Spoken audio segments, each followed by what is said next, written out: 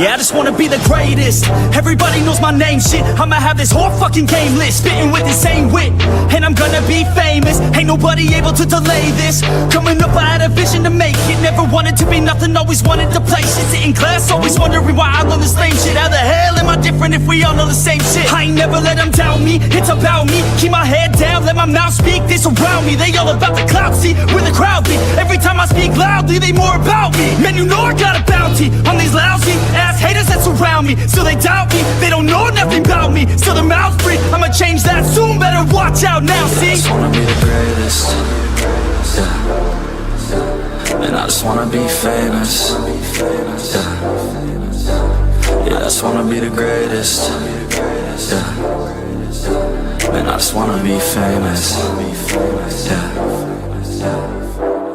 And I'm not playing any more games. Either put me on the charts or I'll put you up in flames. Better recognize art, cause I don't forget names. Should've seen me from the start, coming at you like a train. Think I'm about to fall apart every single fucking day. Seeing all these damn stars with my well-deserved fame. And I spit these gold bars while they spitting out shit. Man, I give this shit hard, but it gives me back pain. I wanna be a spectacle, they skeptical. But man, I got the chemical, exceptional. I do it all intentional, professional, so I can make that decimal incredible.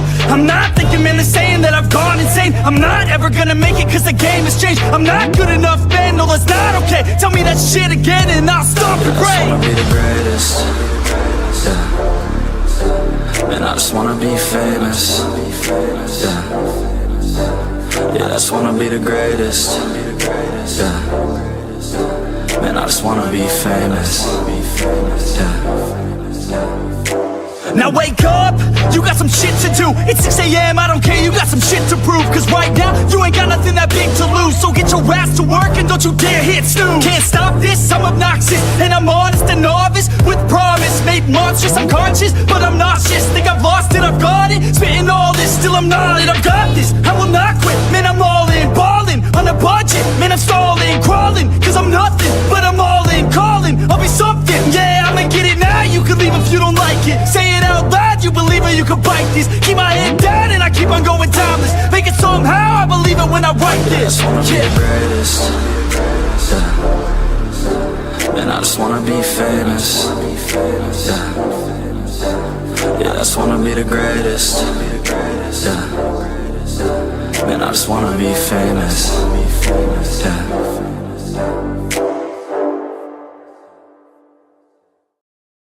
Yo, what is going on, everybody, and welcome to another episode of the East Meets West. I am AK Eagles, and I am joined with my brother on the West Coast, Philly Foothills, Fuego. How's it going, buddy?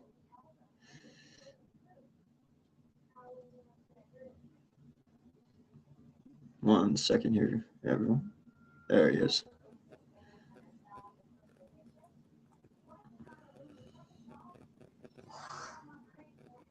What is good? What's going on? What's cracking, everybody? Appreciate each and every one of you.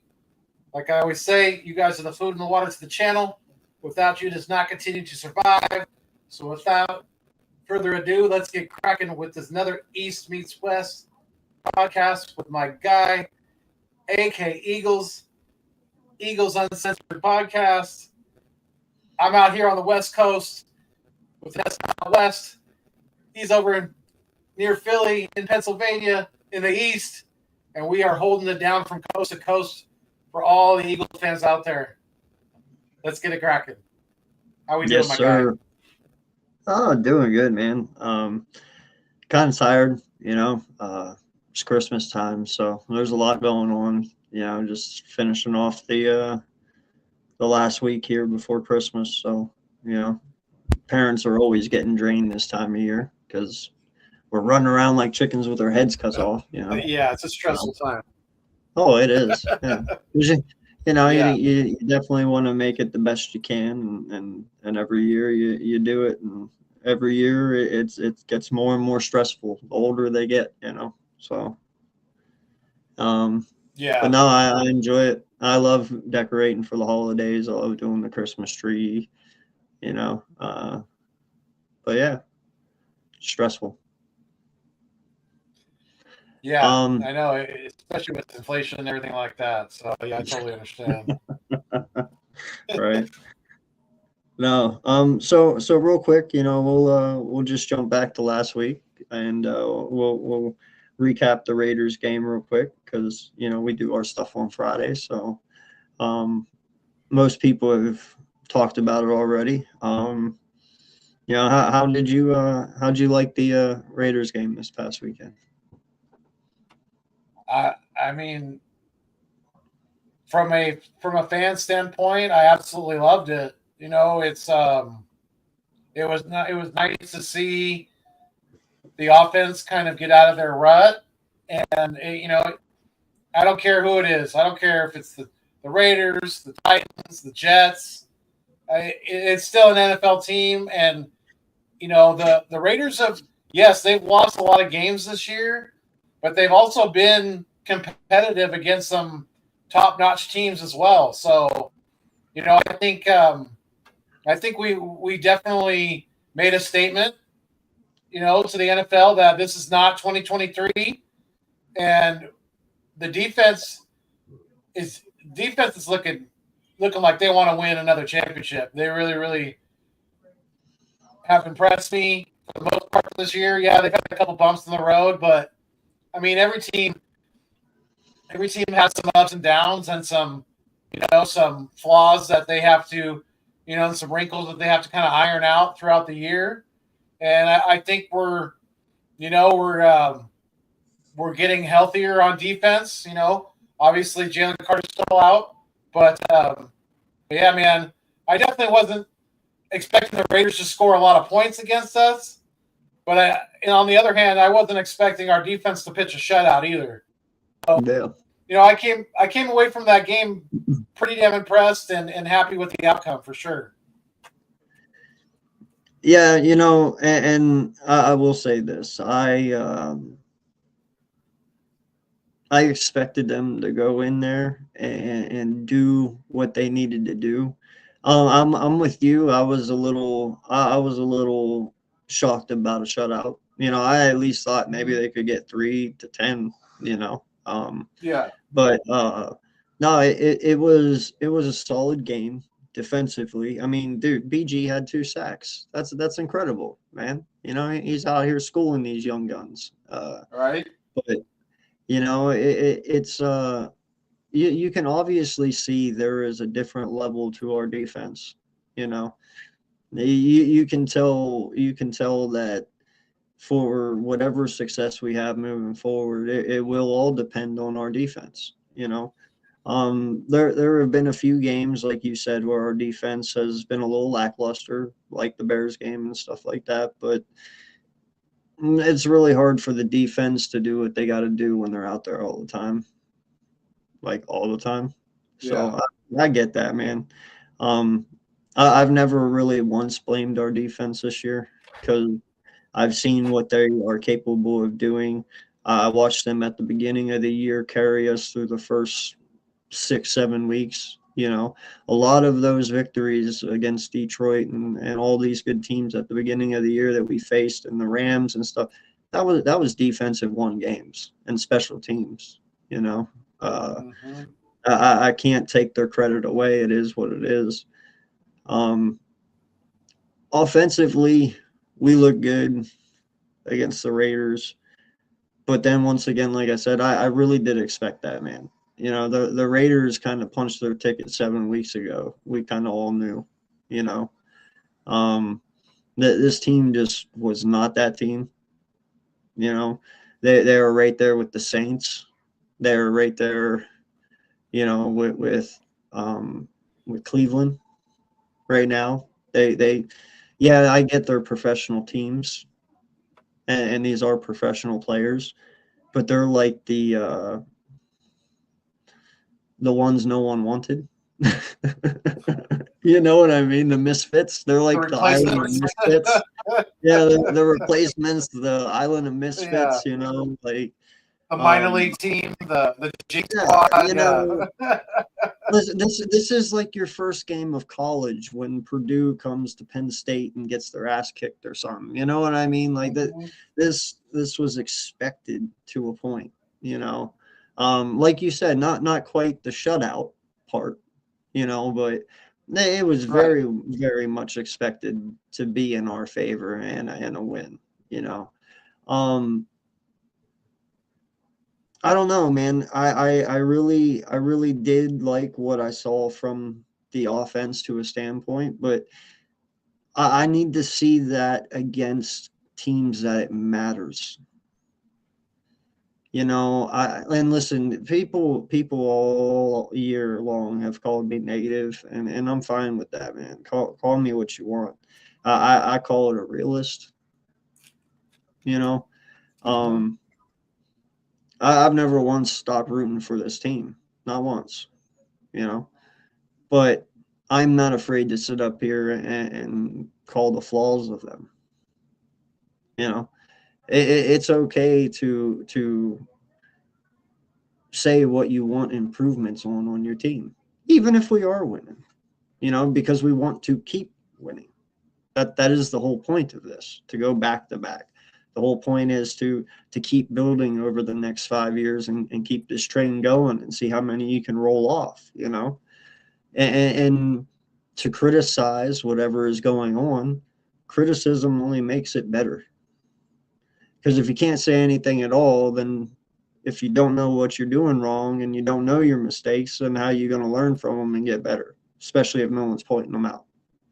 You know, if you mess up at work, does your boss not tell you what you did wrong? You know, that's the way this Definitely. has to be, Right. man. You know, that's the Yep. way that I look at this. When my players or my coaches mess up, I have the authority and the responsibility to say something. Not only Mhm. do we put a shit ton of money into this team every year from merchandise that we buy and games that we go to, you know, our voices deserve to be heard. So if I feel something is wrong with this team, even if they are 8-4, even if they are 10-1, or, you know, whatever, it's not wrong to criticize them. That's what they get paid the big bucks for, man.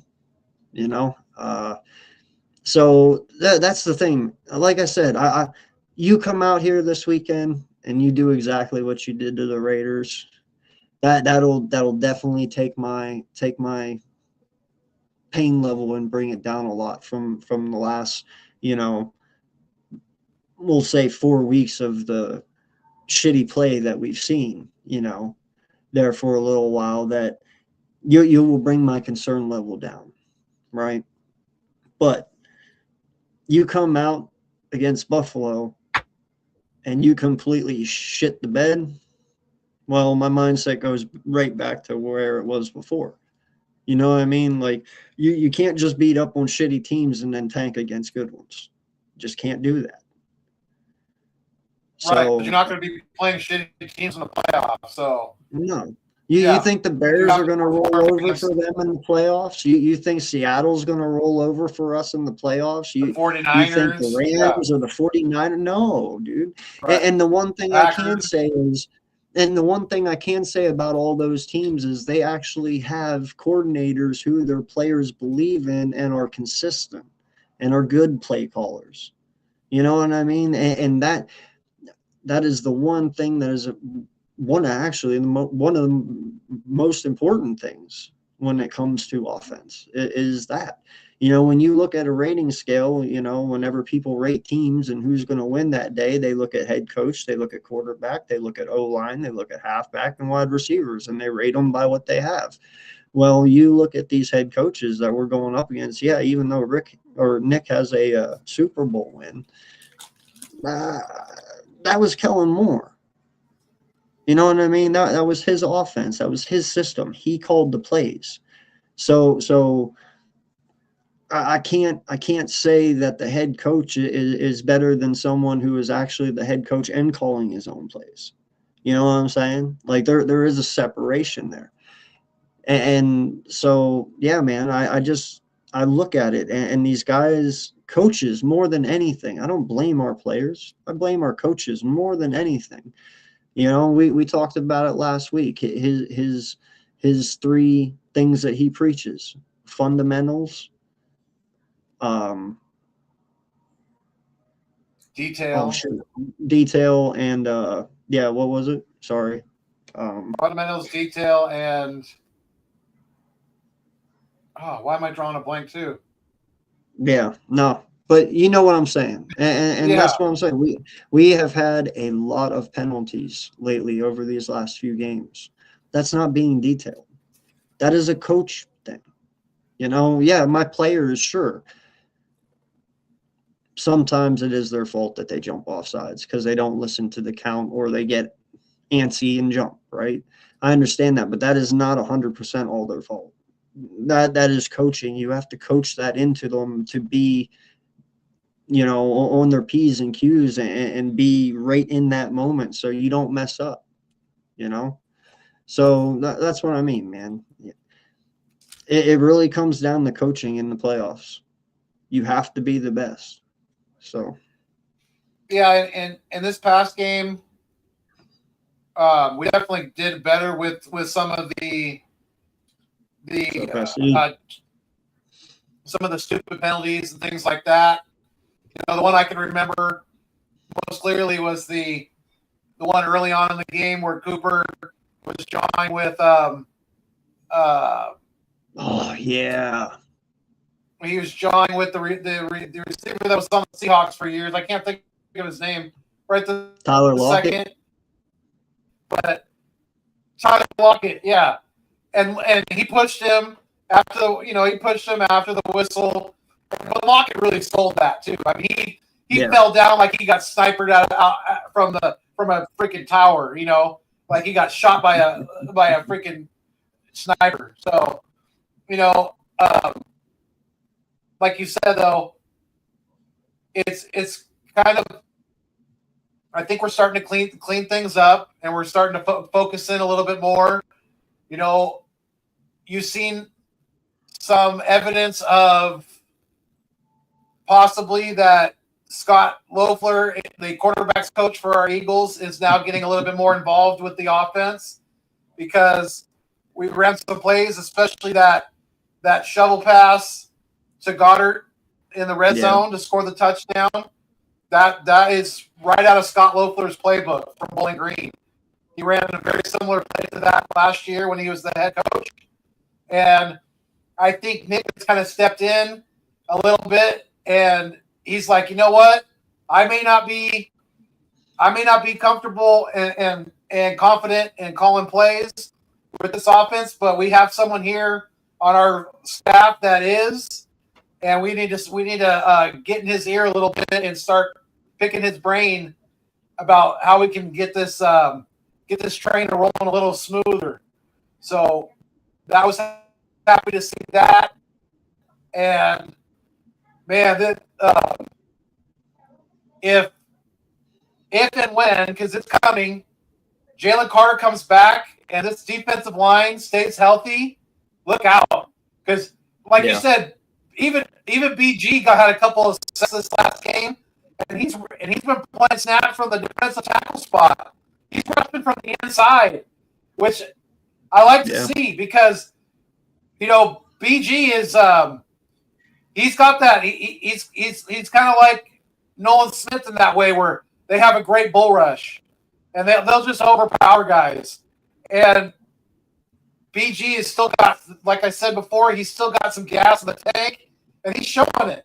He's not just a rah leader guy that they brought back for veteran leadership in the locker room and to be that old wise man on the sideline. No, he's getting in the trenches with the guys. He's up there playing. He's out there busting his ass just like the rest of these guys. So, I'm really, really liking what I'm seeing from the defensive line, the depth that we have on the defensive line. Jomo, Young, these guys. Right. Like I said, Nolan Smith, Jalix Hunt, all these guys are stepping up, and they're kind of putting things together when it matters most down the stretch. And that's when you ultimately want to be playing your best football. And I think we are starting to hit that stride, especially defensively. And as long as this defense, from top to bottom, I mean, the linebackers are playing great. N'Kobe Dean, Zach Bond, we're going to get a little bit more into Zach Bond a little later, but the secondary is playing very well also. So if the defense as a whole keeps playing like the way they are, they're going to keep us in games. It's just a matter of the offense being able to sustain drives, put up points, and we'll go from there. It's just a matter of kind of tinkering and getting things ironed out, and I think we're going to be just fine. I really do. Well, and that's why I said, man, I just need to see it against somebody of matter. Like, listen. Right. First and foremost, I look at this season, and it's been a whirlwind. You can't actually sit here and put your finger on who's the best. I mean, you have a few ideas who is the best team right now, right? But you can't really pinpoint. It could be Seattle, it could be the Niners, it could be the Bills, it could be us, it could be Denver, it could be the Patriots. And nobody was even expecting the Patriots. So I think the most consistent team this year, in my opinion, is New England.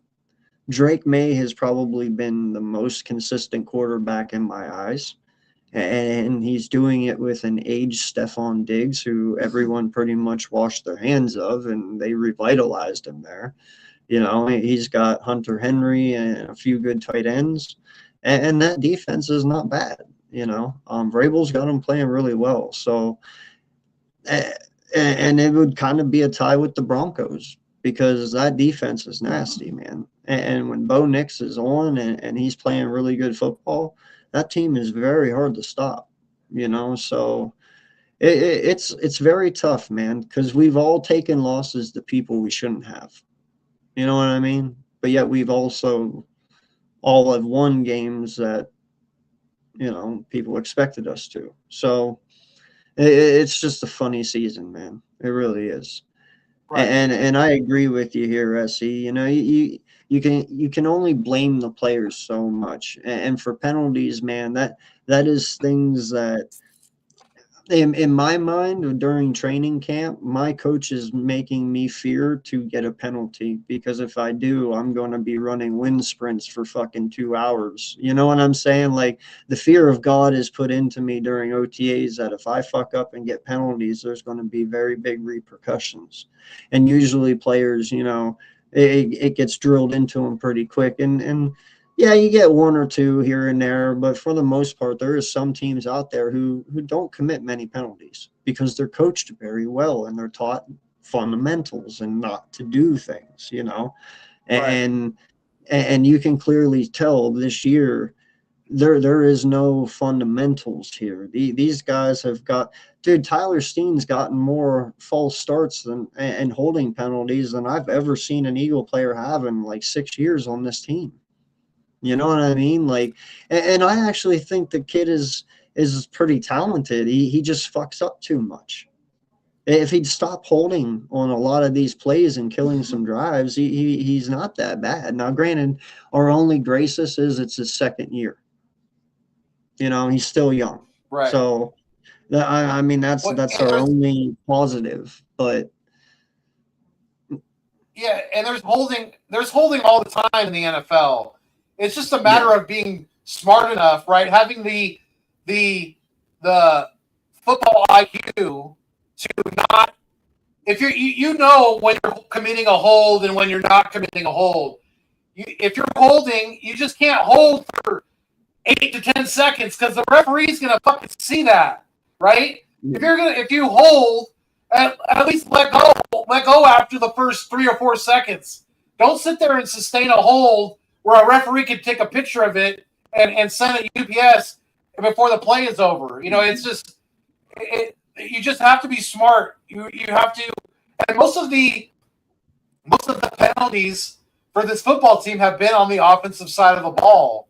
They really have, whether it's false starts, like you said, holding calls, things like that, the defense gets bonehead penalties, like spitting on someone and roughing. They don't get technical penalties. Now and then we might get a false start.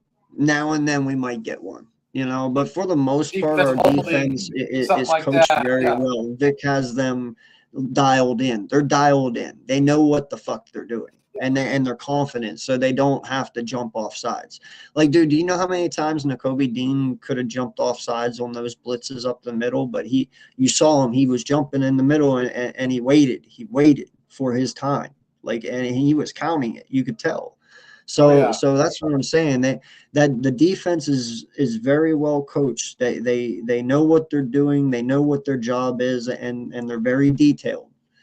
It doesn't look that way on the other side of the ball to me. You know, there's a lot of mistakes being made. Right. And Vic runs the defense. So Nick, you got to get your guys together. You know, detailed is one of the biggest things you preach. Well, I haven't seen detail all year long.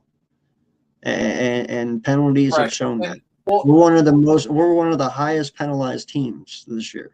That's not good. Right.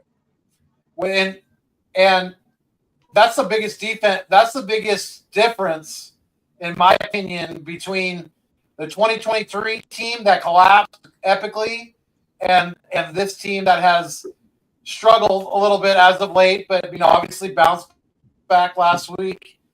Is that we have the guy you were just talking about. Vic Fangio is an outstanding defensive coordinator who has almost 50 years of coaching experience, 50, not 15, 47 years of coaching experience under his belt. So the dude knows what he's fucking doing. He's been through eras of football in his career of coaching, and he knows how to adjust. He knows how to listen to his players. He knows how to run what they like and what they don't like, how to make adjustments from week to week depending on the opponent, things like that. So, yeah, Vic is what's going to – in 2023, we had fucking Sean Desai and then Matt Patricia.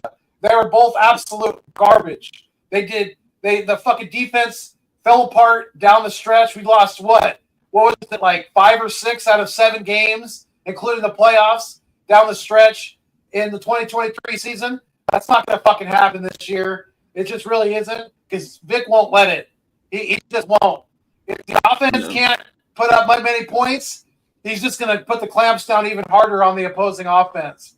So I'm not worried about the defense at all, because, Quinyon Mitchell, Cooper DeJean, Henry Jackson, Reed Blankenship, Marcus Epps has stepped in since Makuma Matata got hurt.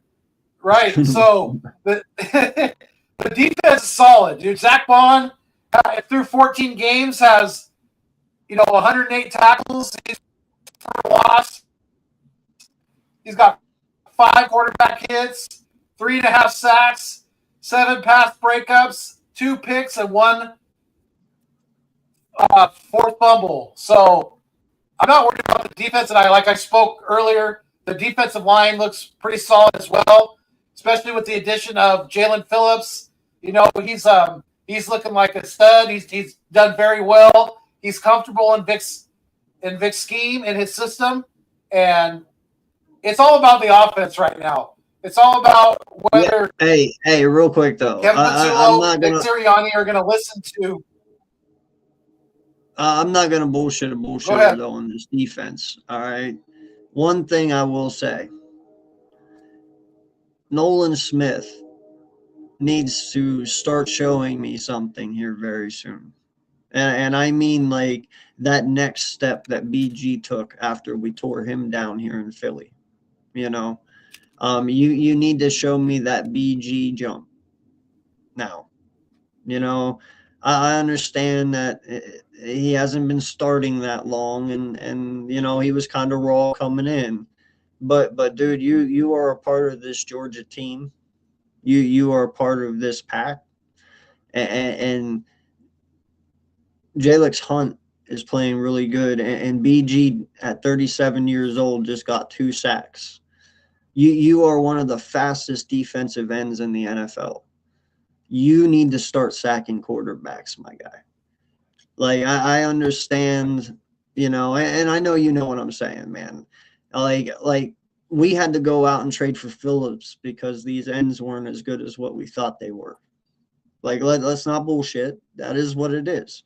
Nolan Smith and Hunt just weren't at that point in their career yet where they can be constant pressures on the quarterback. So what did he do? He had to go out and he had to get Phillips and bring him in to help that out.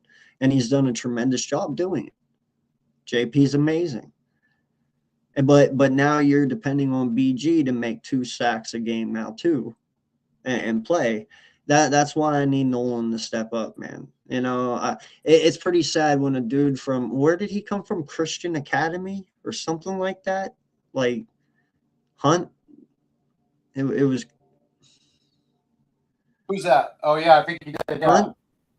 Yeah, he came from like Christian Academy or something like that.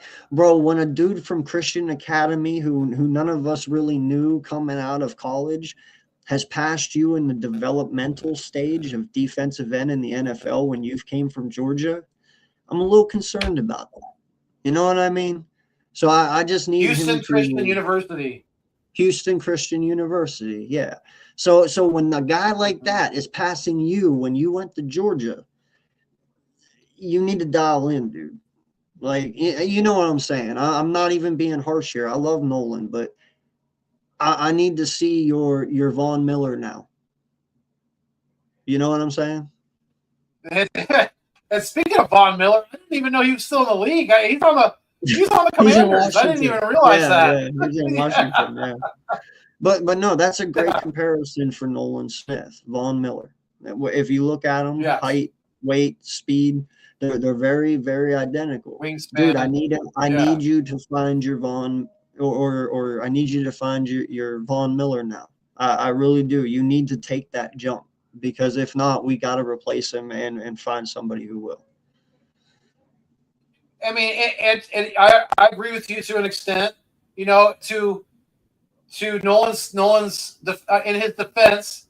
I mean, I guess it's kind of in his defense. He has been hurt this year. He did miss 4 or 5 games on the put on the short-term injured reserve. So, you know, we don't want to see that continue to be a trend with him to be, you know, we don't want to see ongoing injury issues and things like that. We need him on the field. And you're right.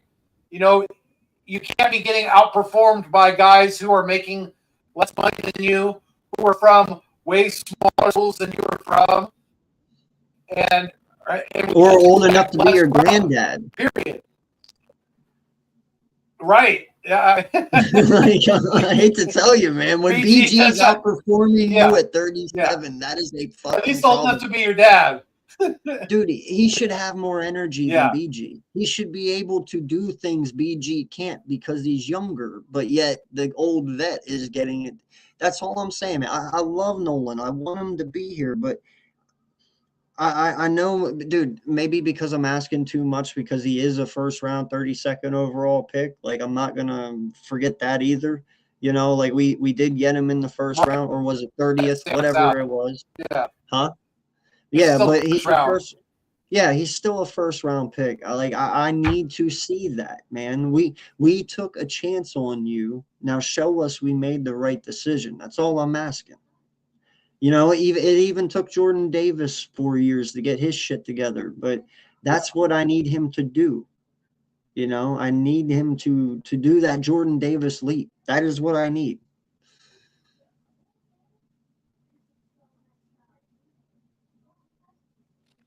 Jordan Davis also, you know, as we all know, or Eagles fans should know,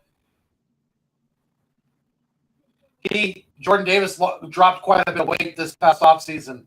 So he's in way better shape now, and he is just playing at a higher level due to his stamina and things like that being a lot higher. So, yeah, I mean, has room to improve, and if we want him to be a starting defensive end for us in the future going forward, he definitely does have to take another step forward. Absolutely.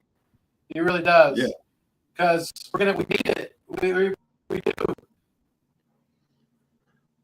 Well, I think it's just a matter of, I think they're kind of slowly getting him back into the groove of things since he's come back from injury.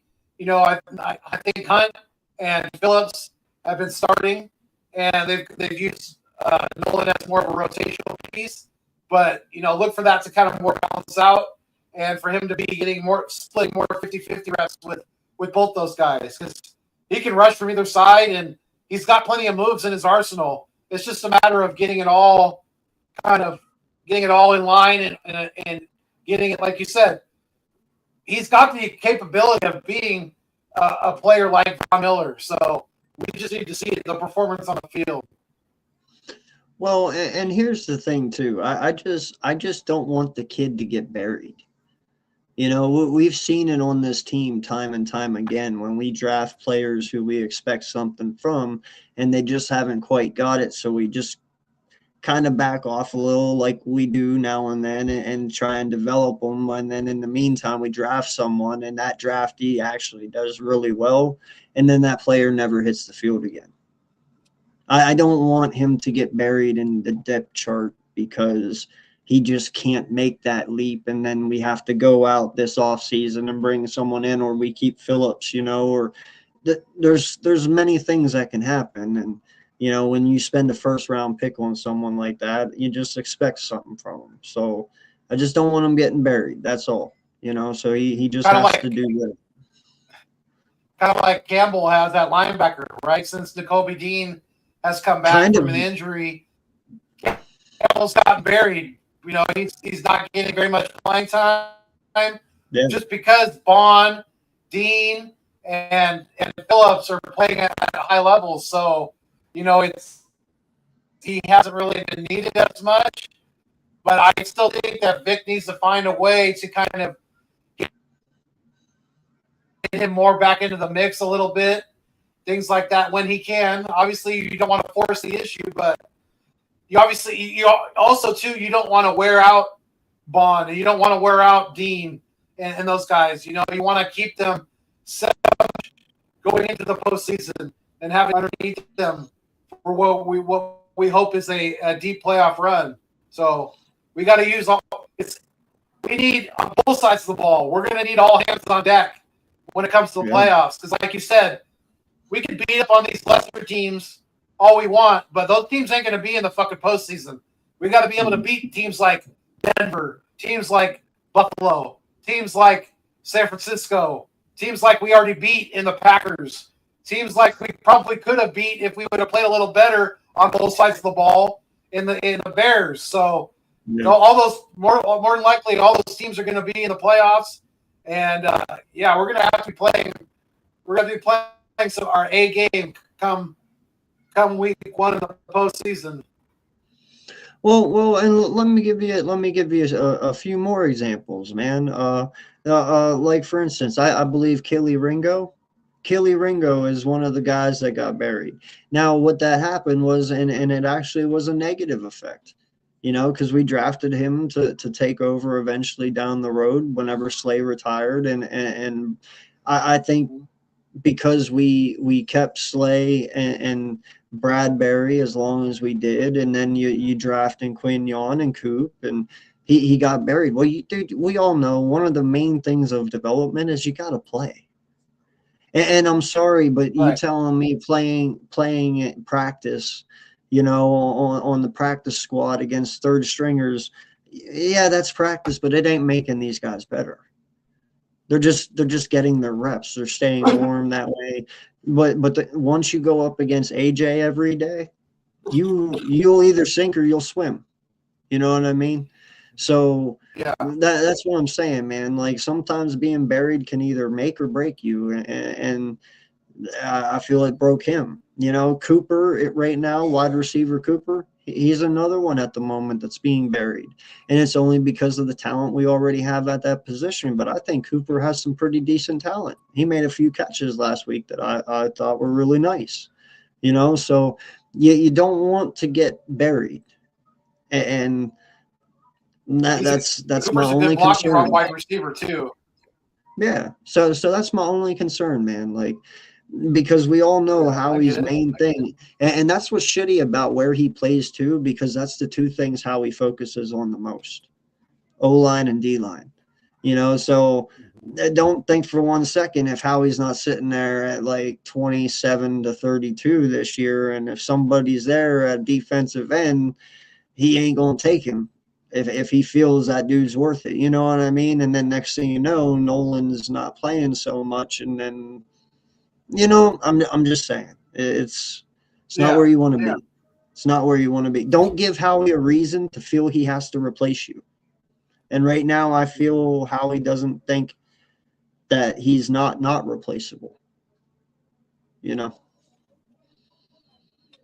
Yeah, and depending on how things kind of shake out with our seeding, and it's a long shot right now because the Seahawks did win last night in pretty amazing fashion. I'd have to say That was a crazy game, dude. It was probably one of the best Thursday night football games I've seen ever on Thursday night. So yeah, they're usually shitty.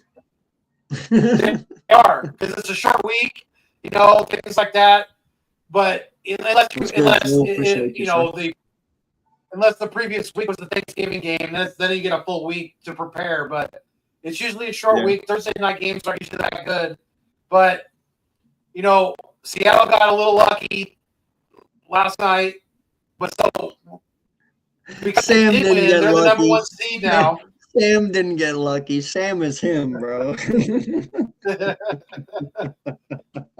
But the number one seed is still in play for the Eagles. It's a long shot, but it's still in play because the Rams lost. More than likely, we could catch the Bears because they have 3 pretty tough games going down the stretch here in the next 3 weeks. So we might be able to get the second seed, but if come week 18, if they have the second seed locked up and we don't have any chance of moving either way, then look for it to rest some of these guys like Dickerson, like Juergens, Jalen Carter, Lane Johnson. There's no reason to rush them back because we need, like I said, all hands on deck when it comes to the playoffs. And if an extra week of rest, that could do absolute wonders for guys in the NFL. That's like a month for us in real time. So if the second seed is out of reach come the final week of the season, I mean, look for Nick to start all the second stringers probably on both sides of the ball because he's not going to want to risk any injury to any of our key players. And it's going to be interesting this week because we're playing on Saturday. So we're playing tomorrow. We got I think it's 2 p.m. out here on the West, which would be 5 o'clock your guys' time out there in the East. So, it's kind of like a Sunday night game, but it's a day earlier for the Eagles. So, I'm expecting the Eagles to win and to win pretty convincingly for a couple of reasons. The Commanders have not played very high level of football this year, even when Jalen Daniels has been in the game. We know they shut him down for the remainder of the year.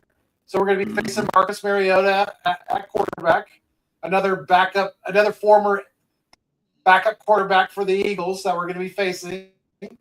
So I just think that our defense is going to do their job. Right? Yeah, that was tough.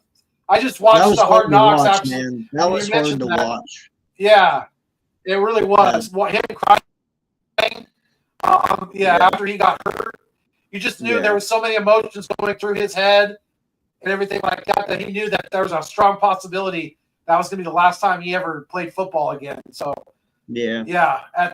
coming back from a torn ACL is going to be tough at his age. So it was hard to watch. It was very hard for me because I was a huge Selleck fan. Selleck was kind of my childhood growing up.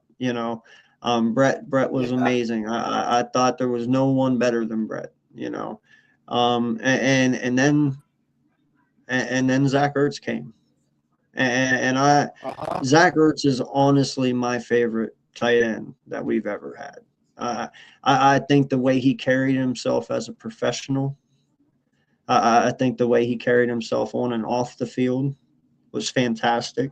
He's very family oriented, and the catches that boy made for this team, man, over the years. You know, I get it. People at the end of his career, they were like, he's not a yak guy. Zach didn't have to be, because guess what? I knew on 3rd and 7, Zach was catching it. It didn't matter. You didn't need 15 extra yards because you always could count on Zach to catch that ball. You know, his sideline catches, his over the middle of the field.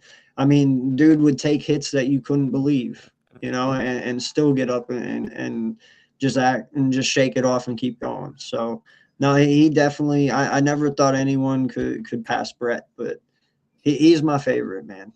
You know, and his style, bro. He could pull off the blonde hair. You know what I mean? He could really pull that off. Yeah. I mean, before Brent Selleck and Zach Ertz, I was a pretty big Chad Lewis guy too. Chad Lewis was a dog. He played through hell injuries. That guy was fucking tough as nails. But obviously one of Donovan McNabb's favorite targets back in the day. But yeah, I mean, Ertzy from what he did in 2017, and you know, going down the stretch in the playoffs and in the Super Bowl. I mean, he's a legend in Philadelphia, and he always will be. He really, really is. And you know, I wish him the best. If he's done playing, you know, I hope if he wants to, he goes into coaching or goes into broadcasting or whatever. Because you know, I hold him in very, very high regards. I really do. You know, I hated seeing the Eagles trade him away. I know it's a business, and it was a business decision. But seeing him go to the Cardinals was one thing. But then when he became a Commander, that was even tougher to watch. But, you know, I can't blame the guy because he wanted to continue. And he was still playing it hard to watch him take that shot. And I knew it. As soon as I seen that, I'm like, oh, if he didn't break his leg, he definitely tore some ligaments. And sure enough, he did. See, I blame Howie. All you had to do was send him a fucking 6th-round pick and bring his ass home for the rest of the year to go after this last Super Bowl, and you could have made him a backup to fucking Dallas Goedert, and we could have had 2 really good tight ends and not have to worry about Calcaterra being out there. And he probably would still be playing right now. He wouldn't be injured because he wouldn't have to jump for a fucking crazy-ass ball from Marcus Mariota.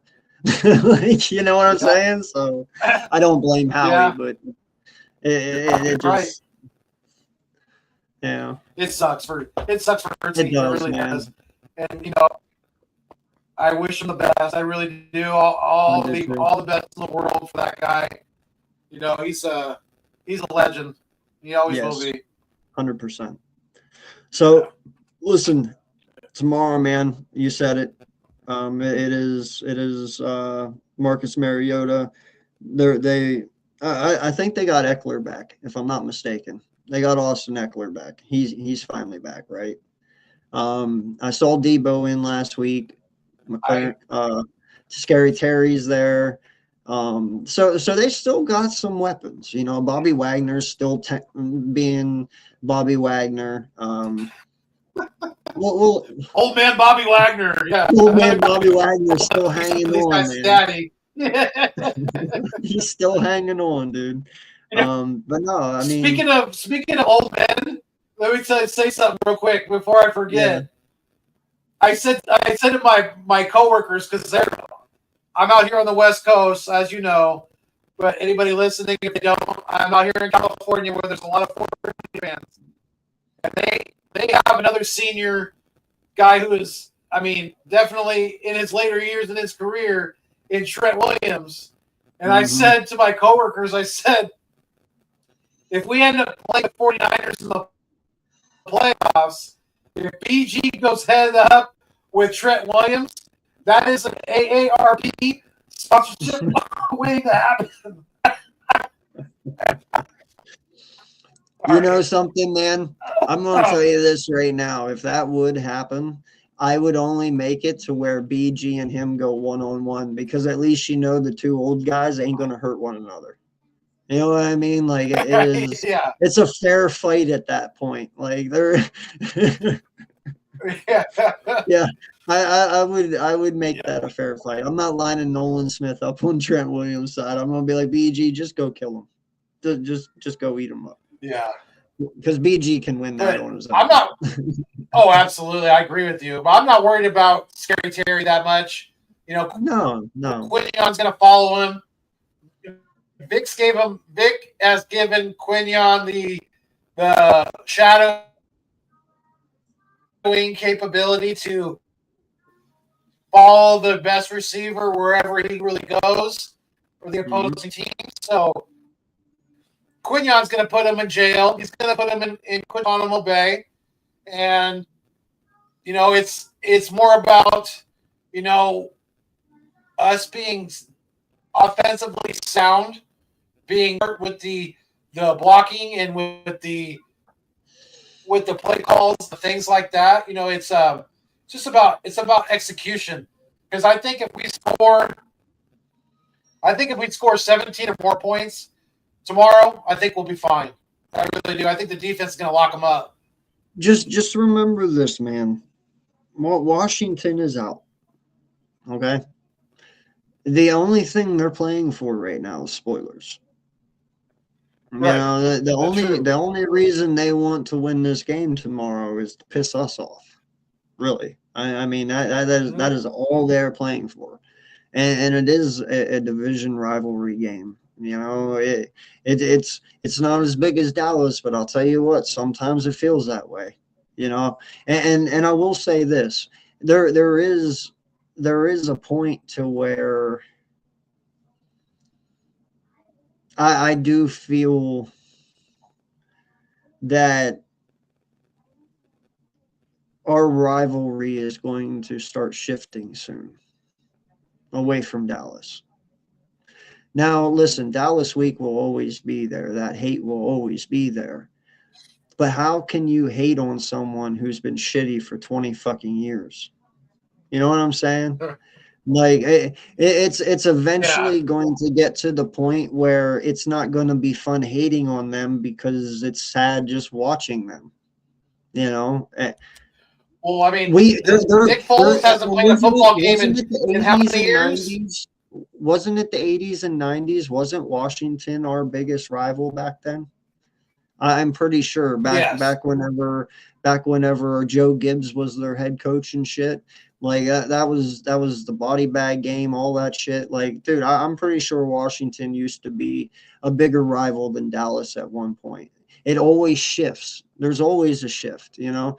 Giants, dude, the Giants were a huge rivalry with us during Eli Manning's time. You know, early 2000s, yeah. Yeah, so I feel that shift is going to change here soon, whether it be the Giants or Washington. Yeah, we're still going to hate Dallas, but we're just going to be like, calm down, little guy. It's okay. You know, it's when your rivalry is a person that threatens you. You know what I mean? And Dallas has not threatened us in a long fucking time.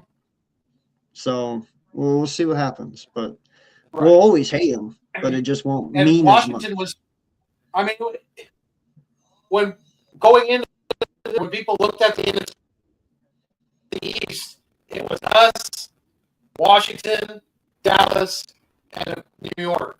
That's the way people looked at it. Because Washington was they were expected to be better than they have this year.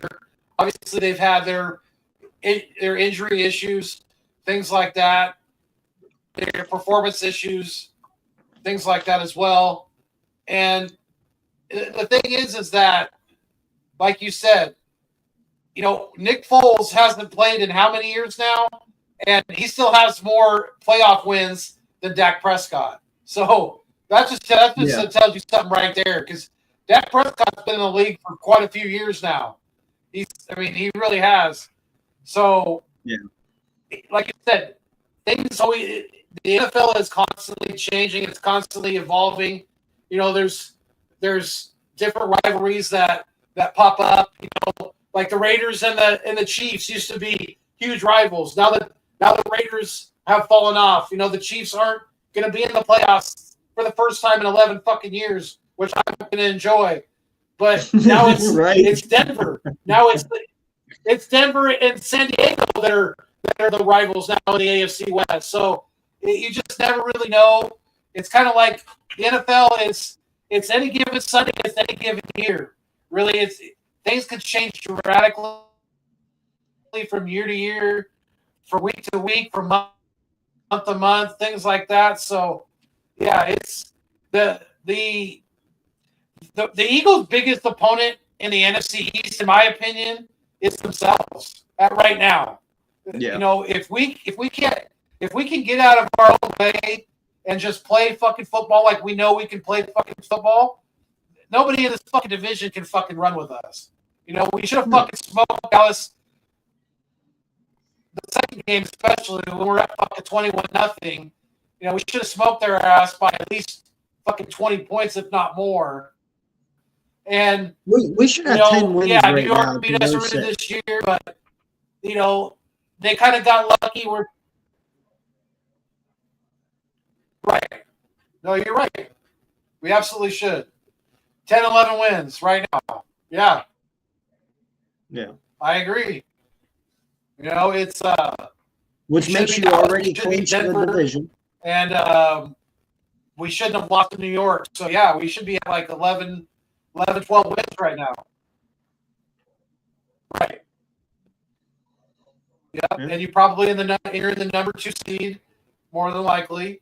So yeah, maybe even the number 1 seed. So, I mean, it's just a matter of, like I said, we are our biggest opponent right now. If we can find a way to get out of our own way, like we did last week, like we kind of figured some things out. That's just lazy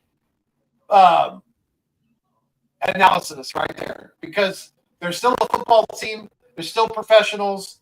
Yes, they're one of the bottom tier teams in this league this year, but I don't really give a shit. You know, it's like I said earlier, they've not just once, but twice they've number 1 seed right now in the AFC. So the Raiders have shown that yeah, they may not be able to put up a lot of points, and they may get blown out in some games, but they've also shown some testicle fortitude at times too. So, you know, I'm happy with what I saw last week. I expect us to win tomorrow. Like I said, I think 17 points probably will get it done. I don't think it's going to be a super high-scoring game tomorrow. I really don't. I don't expect Washington to be able to kill us on the ground game like Chicago did, and I don't expect them to, you know, to have a quarterback who's, you know, getting first downs with his legs like Dart did earlier this year against us. So, you know, it's just a matter of the offense putting it together again in consecutive weeks, continue to attack with the run game. And, I mean, dude, we saw it, right? There's a difference when Jalen is under center compared to in shotgun. And the numbers speak for themselves. They really do. When he's in the shotgun, his yards per attempt are 5.4, and his QBR is 38.4. When he's under center, the yards per attempt go up almost double or more than double, I should say, or almost double actually, at 10.5 yards per attempt, and his QBR is almost double as well at 60.8. So just have them continue to go under center, get that play action going, keep them guessing, keep them on their heels. You know, the less predictable you are on offense, the better things are going to be in all totality. So just keep For chilling sure. under center as much as possible, and just keep doing the thing, doing your thing. The last couple of weeks, yes, we did lose the Chargers in LA, but the offense outside of Jalen turning the ball over quite a bit, the offense looked better than they had the 2 previous games. So I think things are starting to kind of they're starting to figure their identity out finally on the offensive side of the ball, and I expect things to continue to improve. I really do. And I think they will. Well, you said something earlier about the seeding for the playoffs, and I want Yeah. to hit on that because I believe that's important. I don't mind being where we're at if that is all what it comes out to be, and I wouldn't mind having to take a trip up to Chicago Mhm. or Green Bay away playoff game, because nothing would make me feel more confident in this team than you going to Chicago or Green Bay and stomping them in their house. You know what I mean? It would soothe my soul. I think it would soothe a lot of fans' souls to be able. That's an impactful win. Mhm. To go up there in the snow, because it will be snowing by that time, and to stomp a team like that in their own home, that's putting a statement down. And I believe that's what this team needs to do at the moment. You're not making statements with the Raiders. You're not making statements beating the Commanders. I don't even know really how much of a statement it is if you beat Buffalo. But I know at come playoff time, up there, you win there, that's completely different. Now, whether or not you agree or disagree with that's just my opinion, but I believe that's a way bigger statement than any other win that they can make the rest of the regular season.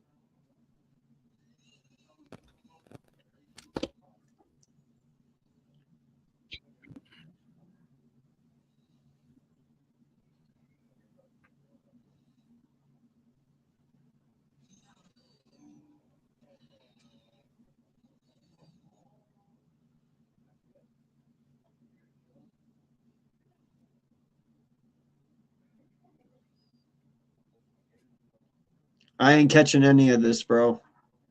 I thought it would come And in, but going to Buffalo is going to be kind of like it's going to be like a pre-playoff game, basically. I think the weather's going to be rough. It's going to be cold. Even if it's not snowing, it's going to be windy. It's going to be cold as shit. And this year, but they have shown that they can.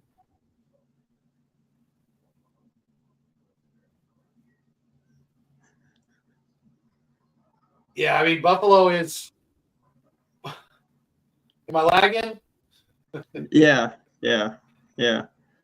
Go ahead. You can pick up where you left off. I just had to let the audio catch up because, yeah.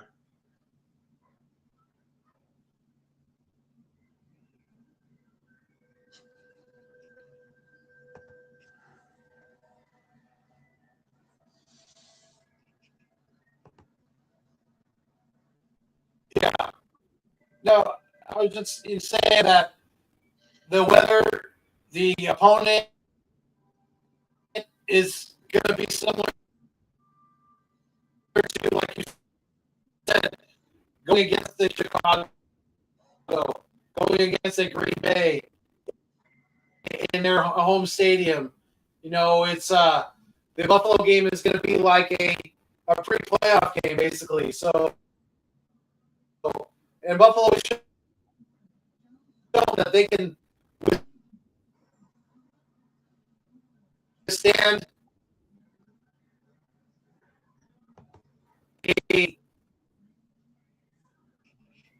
a a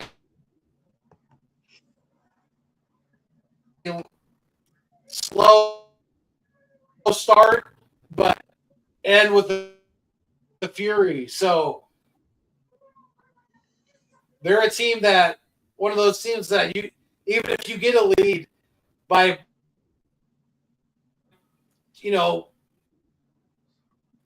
double digits or more, you have to step on their throat and continuing to step on their throat because they can come back on you. They have the offensive power to do it. So if we win tomorrow, like I think we're going to, and if we beat Buffalo in Buffalo, I think our playoff ready. Absolutely. Yeah, no, I don't understand this whole gentleman's game. Your weather's bad here, so I apologize for the lag, man. Oh, you're fine, bud. I don't get this whole gentleman's game that these coaches have going on. Listen, I get back in the day, you had a rule to where you didn't want to blow teams out. Okay, like if you were at 27-0, pump the brakes, ease up, blah blah blah. I don't really like that rule. We have seen so many teams come back on from a big lead that I feel that when you sit there and you play prevent defense a little too much to be safe, because you don't want to be that team that wins 72-14 like the Miami Dolphins did a few years ago, because it just makes you look ugly. I disagree. Listen, first and foremost, I understand, respect, but if you're willing to give up 72 points, I don't feel bad for you. I just, that's the way I am. That's why I said our team had to come out this past weekend and put our foot on their necks and keep them at bay. And they did that. They really did. And I'm proud of them. I just need to see that each and every week now. And one second. Do.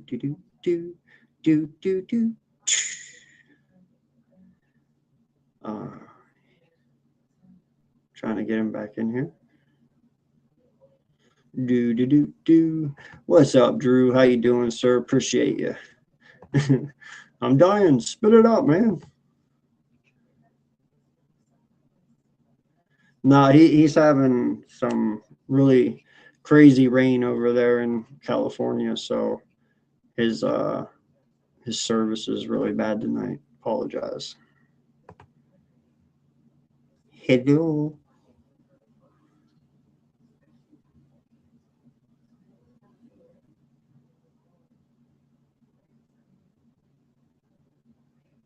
Can you hear me? Yeah, I can hear you. Sweet. Okay. Well, like I was telling them, I don't really understand or like the whole gentleman's agreement with the respect of the score anymore. Listen, I'm a firm believer if you can do what Miami did a few years ago, where they put 72 up on I forget who that was, but they won like 72-14 or whatever. Hey, do it. I can't feel bad for you if your team's that bad that you give up 72 points. I'm here to do my job as well, and that's the score. And plus, you're not coming back on 72 points. We have seen teams come back. Tom Brady came back from 28-0 in the Super Bowl. You know what I mean? Right. There is no more prevent. There is no more, play safe. And no, dude, whatever you got to do, by all means. I don't care if you piss off all 31 other coaches. If you win 60-0, it is 60-0. Hey, guess what? Other coach, get fucking better then. That's not my problem. Coach your team better. Be a better coach and score 60 points yourself. It's not my problem. Like, I get the gentleman thing, you know, but I'm good.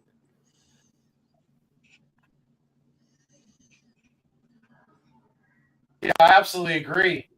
It's to me, I have the mindset of Coach Yost from Remember the Titans when when the powers that be were telling him that he needed to lose to stay in the high school Hall of Fame balloting and all, to be voted into the high school Hall of Fame. And Coach Yost turned to Boone and he said, "Run it up, Herman. Leave no. You score 50, 40, 50, 60 or more points. There's no coming back from that." And I agree with you. There should never be any mercy rule in football because teams have shown that they can come back huge deficits. And you don't want to be, like you mentioned, the Falcons, they still haven't gotten over being down 28-3 in the fucking Super Bowl at halftime and blowing that shit to Tom Brady and company. So they still haven't got over it. They never did, and they probably won't for a while because more than likely from being competitive. They are. Bro, we just lost with a 21-point lead this year. Like, exactly. Yeah. And 21-7 at halftime. Yeah. Yeah, I just like I've never been one inkling of doubt. Yeah, I'm with you, dude. I'm absolutely with you. Yeah. Yeah, no, I got what and it's you not meant. about it's not about it's not about being disrespectful to the other team because at the end of the day, NFL is about winning and losing. You don't want to fucking tie. Ties are ugly. You either win or you fucking lose. And you don't want to fucking lose. So what do? You score as many fucking points as you possibly can. And you say, fuck you. This is a defense. This is a competitive sport. And we are going to do anything and everything in our power to walk away with the W. So deal with it. You fucking think it's disrespectful, then you fucking think it's disrespectful. I don't give a shit. Two things. One. Right? First thing, let's reverse this. Take it as a compliment.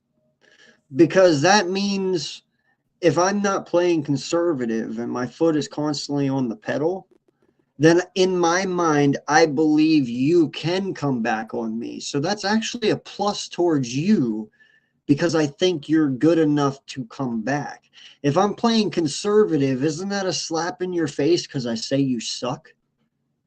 You know what I'm saying?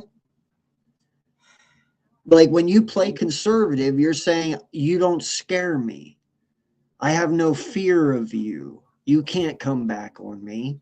But if my foot's on the gas and I'm constantly scoring, that means, oh, you do scare me. I do worry about you, and you can come back and take this lead from me. I think opposite of that. Mm-hmm. You know what I'm saying? Now, it's a good way to look at it. Yeah, absolutely. Yeah, I don't. And you can't get, and two, you can't get.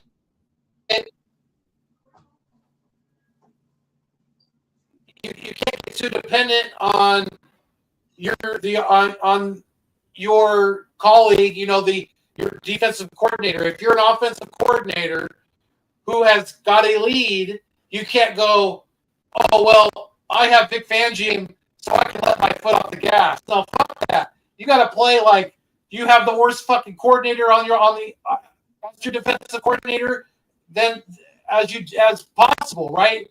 You got to fucking keep your foot on the gas until the fucking final whistle blows. You got to play like you got KP as your defensive coordinator. Yeah, absolutely.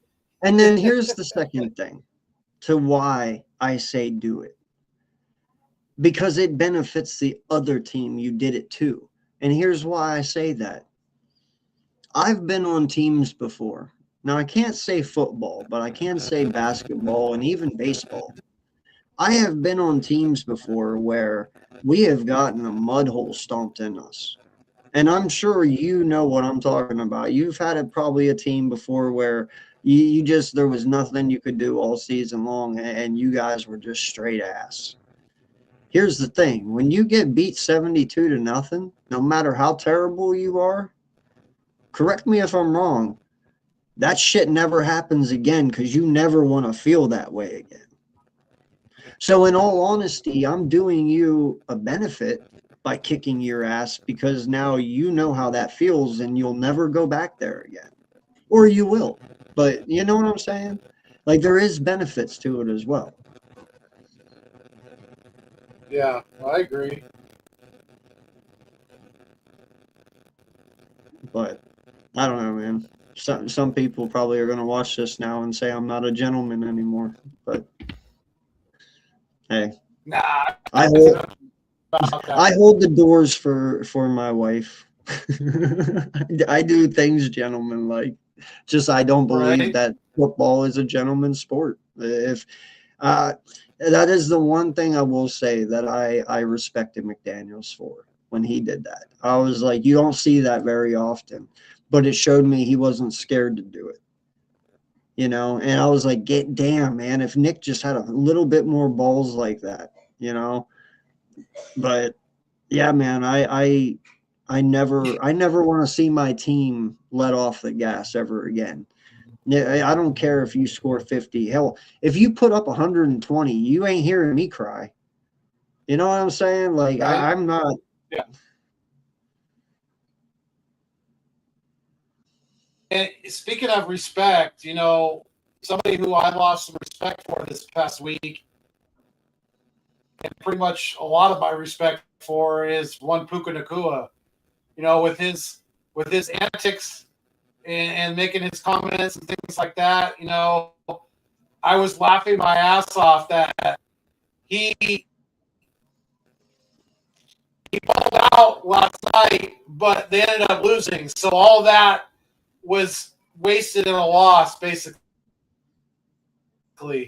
So he kind of got a little bit of karma back to him for making the comments that he made over this past week, so things like that. So, you know, I missed those. What did he say? It's just sad that somebody who he made some comments about, well, not just first off, he started making comments about the officials and then just making calls because I believe he made an anti-Semitic gesture on a live stream, and he claims that he didn't know that it was offensive or that it was anti-Semitic, but you know, and I guess he did apologize, but I don't know. It just rubbed me the wrong way, and I feel like you have to be, as a professional athlete, you got to be smarter on the things that you do and the things that you say and where you do them and where you say them and things like that. So, you know, it's just kind of sad to see an NFL star do something so stupid. Are we talking like Illuminati nonsense shit, or even worse than that? Yeah, he did.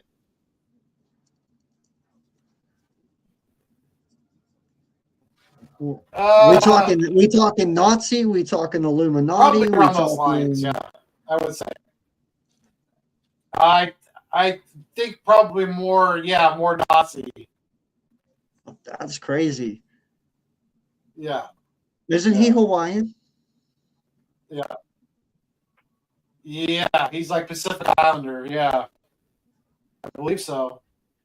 That's a interesting. Kind of a weird thing, right, for a non-white person to do. Yeah. Yeah, that's Yeah. That's interesting. And I'm not. I would never. No, in all honesty, man, and I'm being truthful here.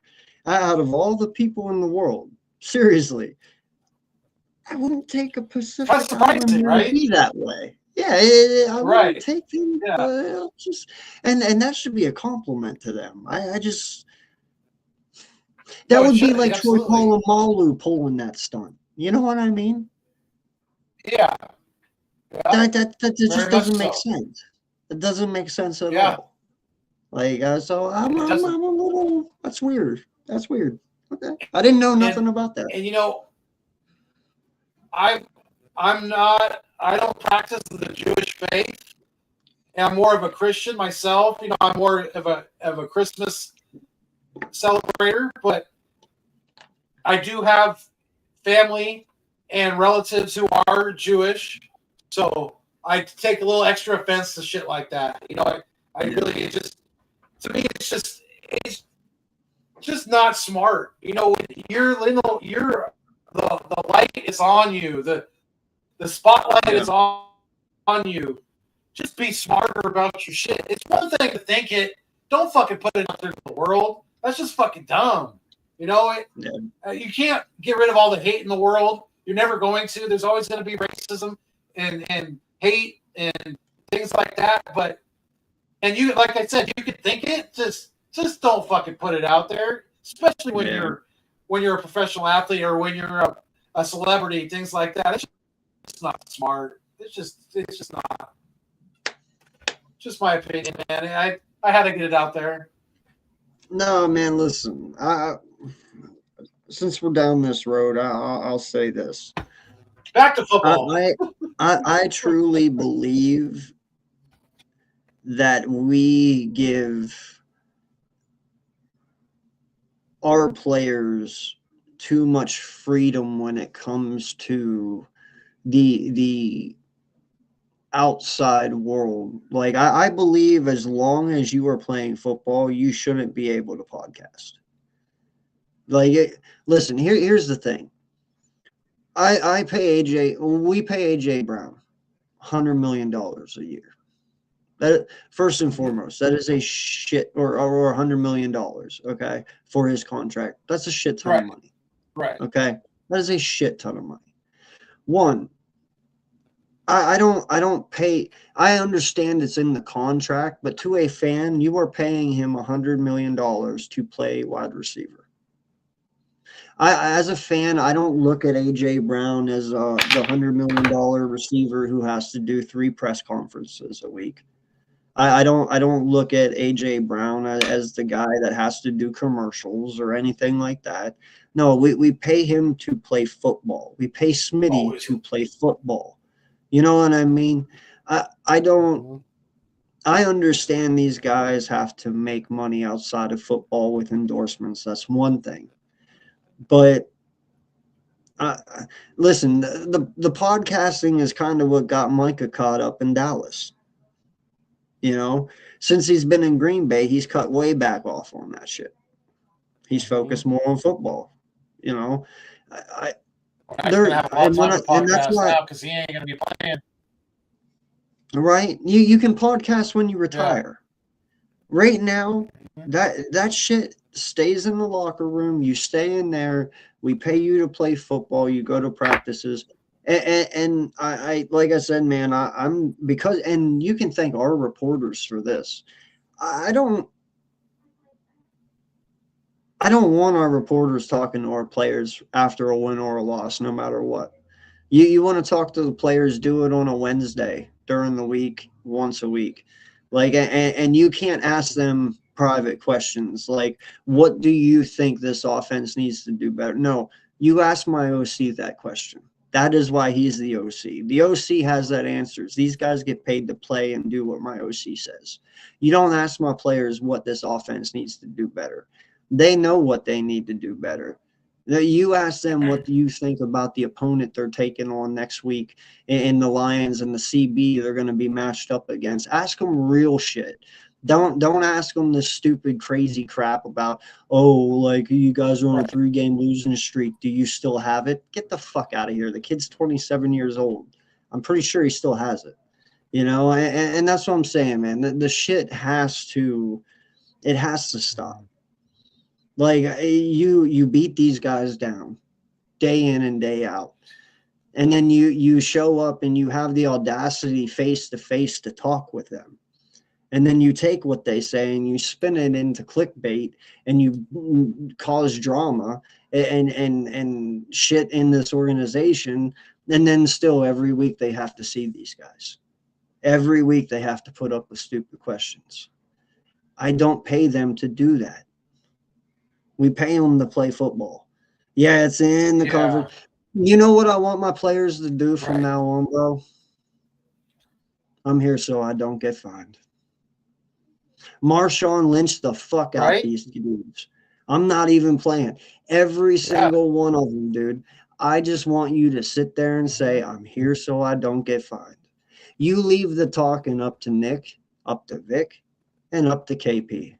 I don't want to hear a single player talk because it just seems like no matter what these guys say, you guys try to spin and alternate the narrative to fit it suit your needs. And that is bullshit. From now on, I'm here so I don't get fined. And the fact that you have to fine my players because they don't show up to media is bullshit to begin with. Because that's not what we pay them for. We pay them to play football.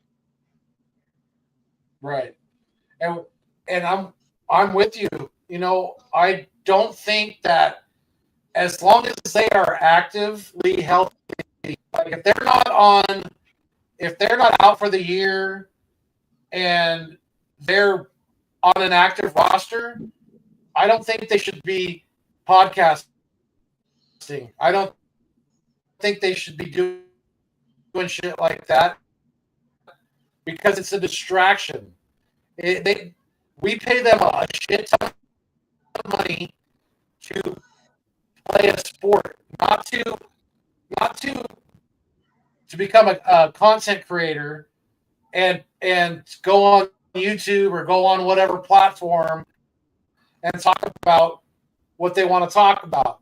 Yeah, some may say, oh, well, you're infringing on their freedom of speech.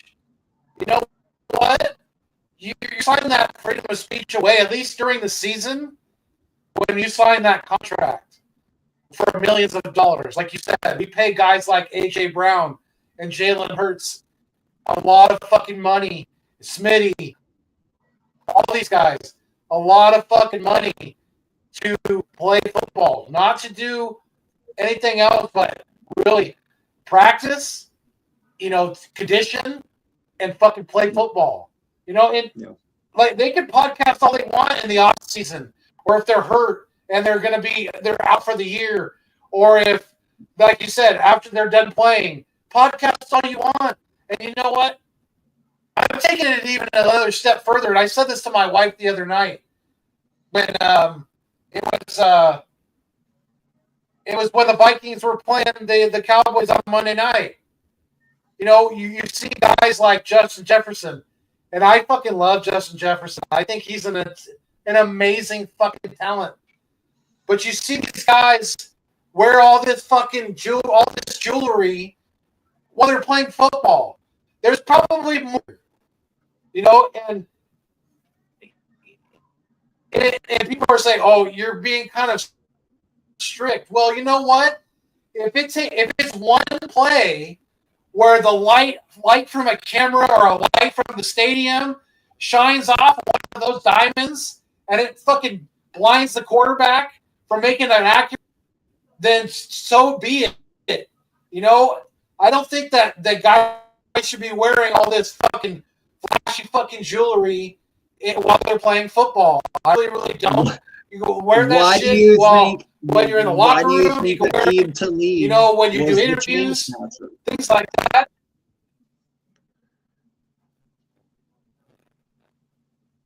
Right. Exactly. See, you want that shit snatched off your neck? That can get ripped off when you get tackled. I mean, there could be thousands of dollars laying there on the field potentially. So, bro, hold up. I may be being petty, but every little thing matters in the NFL. This dude intentionally ripped people's chains off. This dude knew that your chain was $50,000 and he did not give a fuck. He snatched that bitch and he threw it on the ground and he laughed and walked away. That is a soulless motherfucker, bro. Like 50, I'm just saying, bro. You want to wear chains? That's fine. Expect them to get ripped off and don't bitch about a flag whenever it happens. Just like, I'm sorry to say, dudes who have long hair, you know? How many times back in the day did we see these guys get ripped down by their long hair and they were like, oh, we want a flag? No, the hair is part of the jersey. Guess what? If you don't want to be tackled by your hair, put it in a bun, or face it, you might just get ripped down by your hair if that's the only thing they can grab. It's not their fault. It's your hair, bro. You know, and some of them is for religious purposes, but they grab what they grab. You know what I mean? So right. Yep, I agree with you. No, it's to me, if I was the coach, I'd be like, you know what? Take the fucking necklace off, take that jewelry off, put your fucking mouthpiece in. That's another thing that drives me crazy in this league, in the NFL. You see so many of these guys without their mouthpiece in, and where they're supposed to be about preventing concussions and things like that, protecting the brain from getting CTE, things like that. Well, a mouthpiece is, that's what that does. It protects you from getting a concussion, from getting a broken jaw, from getting missing teeth like I have. Yeah, that's what that shit is there for. It's to protect you. I mean, like, you know, if you can't breathe, then go on the sideline and go take a fucking break. Well, and Drew, just so you know, buddy, so you can breathe better. Maybe you should be doing the things that you do on your off time to, you know, maybe get yourself in better shape. Well, first off, Drew, I gotta say that these guys are educated on media. I mean, the one thing that you're really money revenue for these guys? Come on now. Well, first off, your agent, your sports agent, like that is one of the things that they work with you on first and foremost. You know, your agent pretty much helps you with that because they want you to look good. Hell, half of them probably write these guys' shit for them when they have to go out and like do apologies or something to the public. That's probably written by them because they know what to say that to make them look good to the media. Like, but these guys all through college, because certain people know already that they're going to be big name stars. Now, I'm not saying every single football player is educated in media, but Carson Wentz, Eli Manning, all these guys that were coming out of college even Caleb Williams, because they knew he was going to be the first overall pick. They're all educated to a certain degree because they know what they're supposed to say, what they're not supposed to say. You know, that there's things behind it. So I'm not saying they go to class for it in college and have to take like an education class, but they're educated from certain people because they have to be educated for these media things. You know, they just don't throw them out there to the wolves and just say sink or swim. Like they're prepared. They prep them for it. You know, and Tom Brady took pay cuts because his wife was rich as fuck. We all know that. But he did do it smart, though, too, knowing that him taking pay cuts was able to let him build a team around him. And then him and Kraft later on down the road said, your last 2 years, I'll just give you $50 million each and we'll equal it out at the end. And Tom was fine with that, you know. And my third thing about it is I do get the podcasting thing. But I've seen Micah Parsons' followers. Micah ain't making enough money on YouTube that he ain't already making on the field. You know, you want to talk another avenue of money, you got to do what Jalen Hurts did and get Jordan Brand.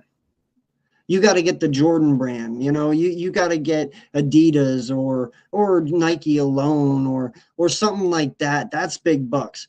Podcasting, dude, you better be in the 1 million range if you think you're going to start making anything off this shit. Listen, you can ask some of these guys. Yeah, 500 makes good money. But you should see some of these guys that make 1 million followers and shit, man. That's where the real money is. YouTube is a good thing, but it's only good to so many people, man. And with the sponsorships and all, like SeatGeek for a reason. Yeah, and like your sponsorships like SeatGeek and stuff, dude, that stuff only goes so far. You get a percentage of that, and you got to have so many people do it before you even start seeing anything back from it. Like, it's crazy, man. I'm just saying, Yeah,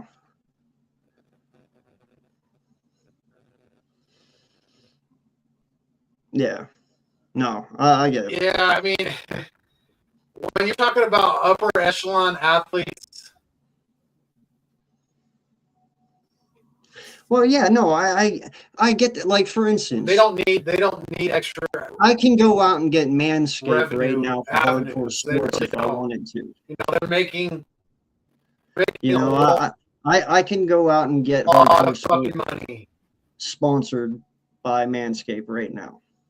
But unless I have like 5,000 of you going out there and purchasing Manscaped with our promo code, it benefits me nothing. If 5 or 6 of you do it, it benefits me nothing. 100 of you do it, it benefits me nothing. I make more money at my normal job than that. That's what I'm saying, man. I do get what you're saying, but you have to have so many people use that code before it even starts paying dividends toward you. That also works for the commercials on here. When you guys get commercials, when you watch videos, that shit has to be ran through so many times before any of us would even start seeing money. You know what I mean? Like, it might be $5 here and there. It's just how YouTube is, man.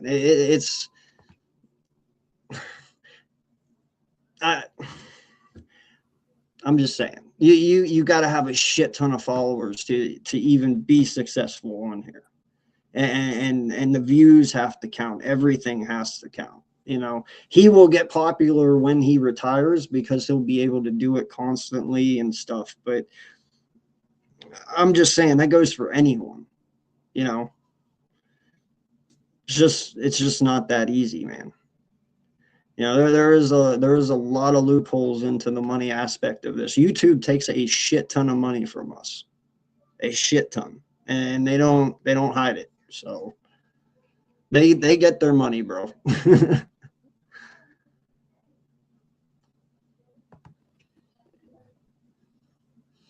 But you got anything left that you want to talk about?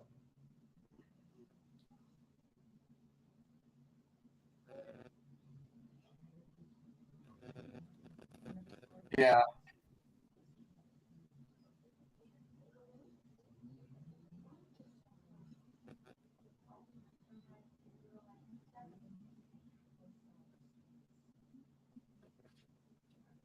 Sorry, guys.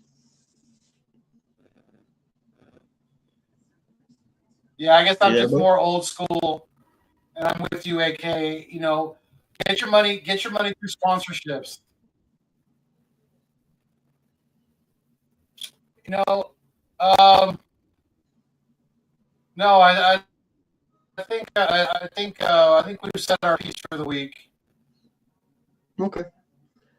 All right. Well, listen, I appreciate each and every one of you guys coming out. Thank you so much. What's going on, Ralph? How you doing, sir? Appreciate you for hopping in. Thank you, Drew, for stopping by, man. Appreciate you so much, dude. I just know our Eagles better not play around with the Commandos. Yeah, no, they shouldn't, man.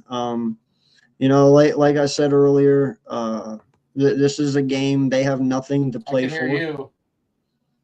Okay. they have nothing to play for, and you know, that's what kind of makes them dangerous, because right now that it's all about just playing spoils. So you know, hopefully they just kind of roll over, but I hardly doubt they'll do that because they're a division opponent, and even though their season's over, they're all about still disappointing us. SE, appreciate you, sir, for stopping through. Thank you so much. And my guy, Phil, appreciate you, sir, from Trending in the AM. Thank you so much, man. Definitely go check his show out in the morning. Philly Halftime, Big D. Appreciate all you guys. Thank you so much. And yeah, until next time, I am Eagles Uncensored, AK. And that man right there is Philly Foothills Fuego. My best friend, and every Friday night we do the East Meets West. So hopefully we see you guys next week, and until next time, peace. Fly Eagles fly, and hopefully we get the W tomorrow.